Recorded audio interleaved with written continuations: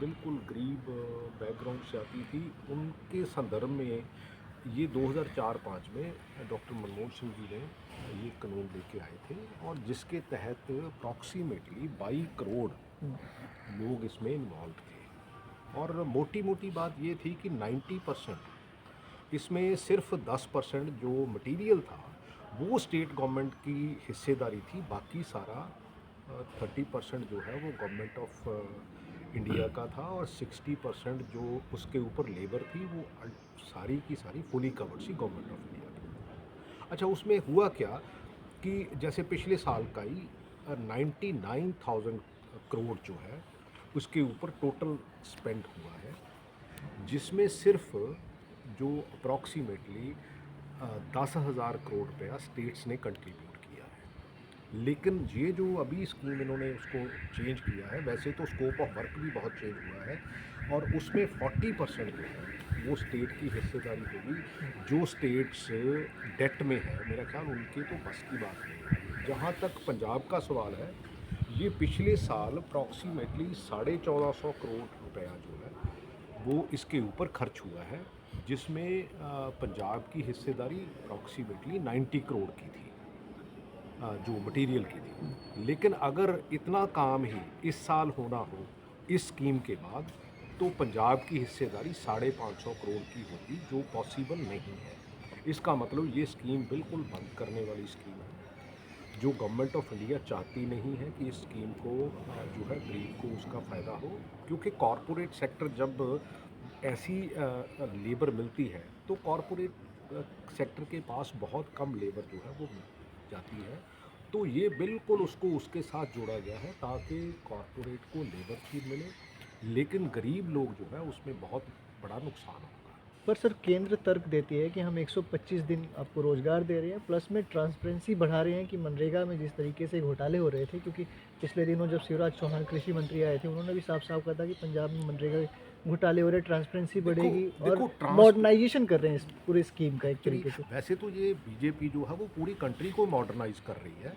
इनको ये लग रहा है कि 2014 के बाद ही कंट्री बना है, पहले बना ही नहीं हुँ, था। लेकिन असलियत इनकी ये है कि पिछले जो 10-12 साल इनका भी समय है, उसमें भी 50% से ज़्यादा 50 जो डेज़ हैं उससे ज़्यादा अचीव नहीं हुआ।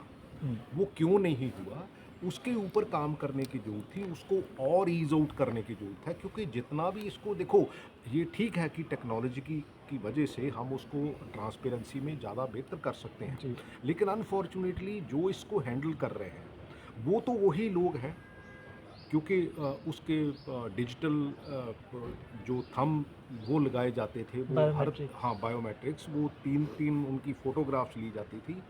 लेकिन असली बात ये है कि हम उसको अचीव नहीं कर पाए। लेकिन पिछले 3 साल में अगर पंजाब सरकार की बात करें, एवरेज 38 डेज़ इन्होंने अचीव की है और इस साल जो है वो 26 डेज़ अचीव किए हैं। सो ब्यूरोक्रेसी को इसमें सतर्क करने की ज़रूरत थी, उनको पुल करने की ज़रूरत थी।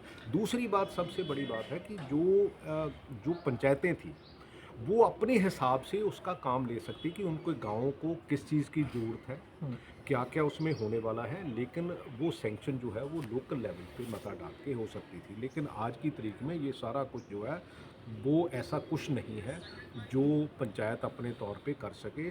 और दूसरी गल है कि जो ब्यूरोक्रेसी में करप्शन है, जी। परसेंटेज है, क्योंकि गरीब आदमी तो कुछ दे नहीं सकता ऐसा। सो मेरा ख़्याल है कि ये दोनों तरह से, क्योंकि गरीब के एंगल से उनको जितना करना चाहिए था, अगर इन्होंने 125 दिन किए हैं, उसमें भी 10 महीने किए। हुँ, बाकी 25 दिन तो जो कटाई का और बिजाई का समय है उसमें उन्होंने 60 दिन वो निकाल दिए हैं। और दूसरी ये है कि अगर पहले ही हमने एवरेज 50 दिन अचीव किए हैं, तो 125 दिन आप देखना 2-3 साल में ये बंद हो जाएगी। जैसे पंजाब ही है, 40% कोई स्टेट जो है वो नहीं डाल सकती। सर पावन स्वरूपों को लेकर गवर्नमेंट ने सिट बनाई, एफआईआर हुई, गिरफ्तारियां हुई, उसके बाद एसजीपीसी ने सीएम को तलब किया। कैसे देखते हैं आप इस चीज़ को? देखो, मेरा ख्याल है कि दोनों तरफ से ही ये कोई बहुत समझदारी वाली बात नहीं है। सरकार को इसमें जाना नहीं चाहिए, क्योंकि ये इंटरनल करप्शन का मामला तो है, क्योंकि इसके ऊपर पहले ही एसजीपीसी ने एक शायद कमेटी बनाई थी, जिसके ऊपर मेरा ख्याल है उन्होंने एक्ट करते हुए शायद कुछ लोग नौकरी से निकाले भी थे। और उसके ऊपर अगर और भी कोई एक्शन लेना है तो मेरा ख्याल है कि एसजीपीसी के एंड पे लेना चाहिए। ये बेअदबी का इशू नहीं है। असली बेअदबी का इशू तो बरगाड़ी, बैबल कलां और मॉड ब्लास्ट, जिसके ऊपर सरकार को मैंने बार बार पूछा कि आप भी इसके ऊपर एक्ट नहीं करते, आपने प्रोसिक्यूशन सेंक्शन नहीं दी, लेकिन चीफ मिनिस्टर साहब ने ये कहा था on the floor of the house कि हमने प्रोसिक्यूशन सेंक्शन दे दी है, लेकिन आज तक उसके ऊपर काम नहीं हुआ, क्योंकि उसके ऊपर भी बीजेपी 13-14 साल को वो पैरोल दे रही है।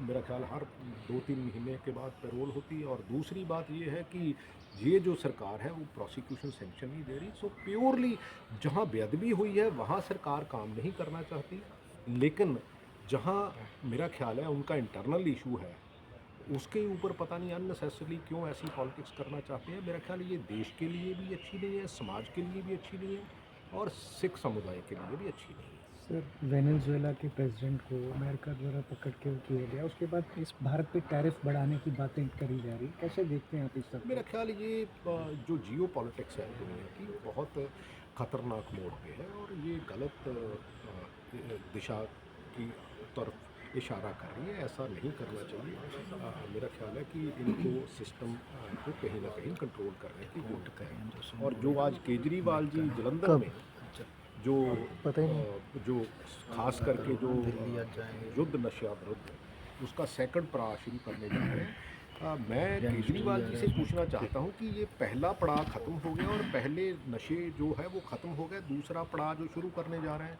प्योरली एक कंटेंट तैयार करने वाले, हफ्ते 10 दिन 15 दिन 2 महीने मीडिया पे चलाएंगे, सोशल मीडिया पे चलाएंगे, तो ये इनका एक मॉडल है जो आम आदमी पार्टी बेसिकली पंजाब को दिखा रही। लेकिन पंजाब के लोग बहुत समझदार हो गए हैं।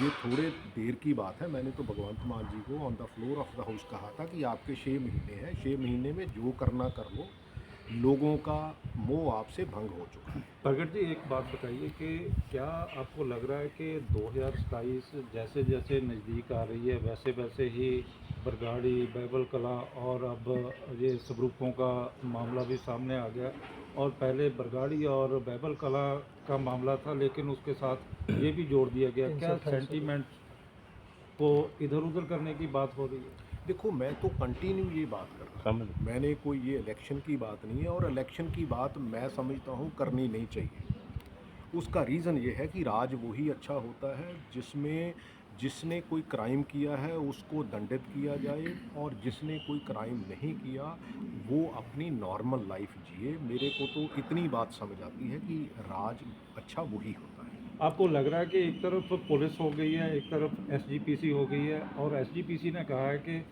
पुलिस को किसी भी तरह से हम सहयोग नहीं करेंगे, नहीं, और वैसे यदि टकराव पैदा होता है तो नुकसान लग रहा है कि पंजाब का होगा? नहीं, डेफिनेटली वैसे भी ये पुलिस स्टेट बन चुका है। मेरा ख्याल है पुलिस बिल्कुल हथकंडे बन गई है सरकार की। मैं नहीं समझता कि किसी भी सरकारों में थोड़ा बहुत ज़रूर ऐसा होता है, लेकिन मेरा ख्याल है जिस तरह से आज पुलिस काम कर रही है वो बिल्कुल ही इनके हथकंडे के तौर पे काम कर रही है, जो स्टेट के लिए और देश के लिए कभी अच्छा। आप मानते हैं कि जत्थेदार अकाल तख्त साहब को इस टकराव में दखल देना चाहिए? देखो, मेरी जितनी कॉमन समझ है वो ये कहती है कि मेरा ख्याल है कि ऐसे इश्यूज़ को अदरवाइज सल्यूशन जो है उसकी तरफ जाना चाहिए। उन्होंने जो बरगाड़ी बैबल कलां की बात रखी है वो बिल्कुल ठीक है कि जहां हमें इंसाफ नहीं मिला वहां इंसाफ देना चाहिए। और जो ये मैं फिर समझता हूं कि ये इंटरनल एसजीपीसी का मामला है, इसके ऊपर एसजीपीसी को जो एक्शन करना चाहिए वो कर। Thank you sir.